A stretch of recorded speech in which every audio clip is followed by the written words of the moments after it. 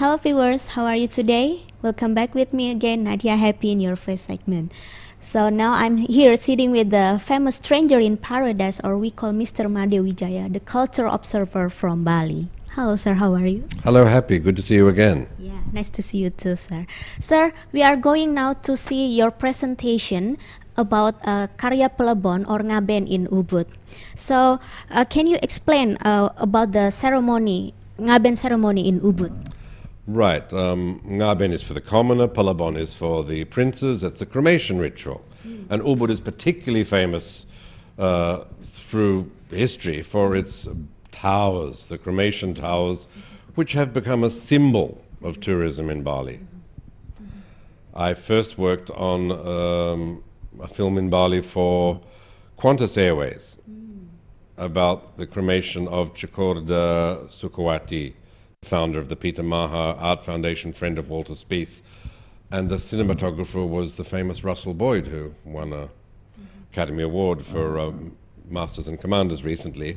But we have some incredible footage through time of these cremations in Ubud. So today's presentation is the last of the great cremations, last year's big cremation, of the brother Chikorda Suyasa, who was the head, the Bandesa Adat for Ubud, the head of the religious community. He was also the head of the family. All of his brothers have been friends of mine from the days in the 70s when they went to Sydney as 16-year-olds with Val Ireland, who founded Magic Carpet Tours, which turned Walter Spies, the friend of Chikorda Sukawati, the old Prince of Ubud. Walter Spies' house was turned into the Hotel Champuan. So these ceremonies come with a lot of shared history between Australia and in Bali, and world heritage, cultural history. I see. So sir, as we know that this big ceremony was held very fantastically, so what makes the difference between this ceremony, this cremation ceremony between ceremony in Ubud and other areas in Bali? Well, Ubud is the art capital of Bali, Gianyar being the regency famous for its carvers and painters. Ubud Palace particularly prides itself on making the most amazing towers and the sarcophagi, the bulls. Eventually the coffins are put in and burnt at the graveyard. Also, the Ubud has lots of wonderful gamelans and dancers, and they're very feudally empowered. The people, the serfs, for want of a better expression, love their Chikorda, their prince. And even though technically Ubud is under Pliatan, which is under Sukawati as a palace, it does enjoy the status of being one of the top palaces in Bali, because it does a lot to promote Hinduism on other islands. In Java, they've been behind the construction of 2 or 3 temples. So they have a huge power base. So when you have now a cremation of the head of the family, it becomes a nationwide event. And you will see in the little corner pavilion where all the foreign and national celebrities and dignitaries sit, you'll see some of the famous faces. Okay then. Sir, of course viewers, and especially myself, would like to see your presentation about Karya Pelebon in Ubud. Can we have a look, sir? Of course, let's go. Okay. Well viewers, let's have a look the presentation of Mr. Made Wijaya about the Karya Pelebon, or that cremation in Ubud.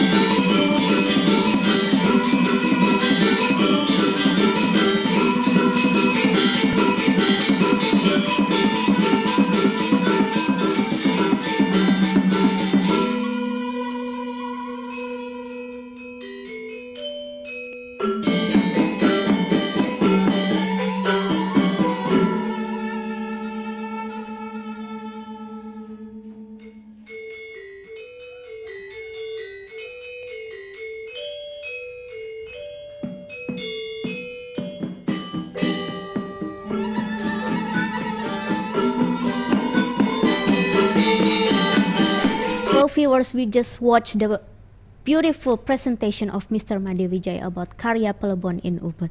So sir, can you explain a little bit? There are so many amazing pictures in your presentation, such as black buffalo and also dragon or Nagabada. Can you explain about the Nagabada and also the black buffalo in the pictures? The black lembu, which is the bull, is the prerogative of the royal families of Bali. Of course, the Brahmins have a white bull. The bull being the beast of burden of Lord Shiva, so it's very popular in Hindu cultures. And the coffin is eventually, the body is eventually moved from the Bade tower, the funeral pyre, at the graveyard into the bull, where it gets the final splash of holy water. The high priest do the final rituals. It's dressed again, mirrors on the eyes, rubies in the teeth, burnt inside the bull. It's closed, the banana trunks are put on the side. That's really the climax of the cremation. The Nagabanda, which is the flying dragon, accompanies the soul to the heaven. And there is a ceremony we saw in that little presentation of the high priest, the Padanda, with his kutu, his golden hat, actually shooting the sacred arrow, the Nagabanda's heart, to bring it to life, which is an amazing moment. When you're there, it's everyone's sort of like this. And you saw the princes standing next to that high priest, carrying the trays of holy water and offerings, extremely intense. So in the middle of all this riotous, jolly atmosphere, because basically cremations in Bali are a joyous affair, you have these little moments of intensity. And that is one of the highlights of the ceremony. And also in the picture there is a Indo Krupuk, sir. Can you explain who exactly him? There are a few Indo Krupuks and lots of chocoholics. The expression Indo Krupuk, first coined by my Jakarta friend Aji Dames, refers to the people of mixed race, of which there are many in Ubud, because lots of Australian girls in particular have become chocoholics. They like those chakordas. The chakordas are the princes of Ubud. So there's perhaps 10 Australian Ubud marriages, and one of the more famous is of Chakorda Raka Kartiasa, who's now the Bandesa Adat of Ubud, the head of the religious community.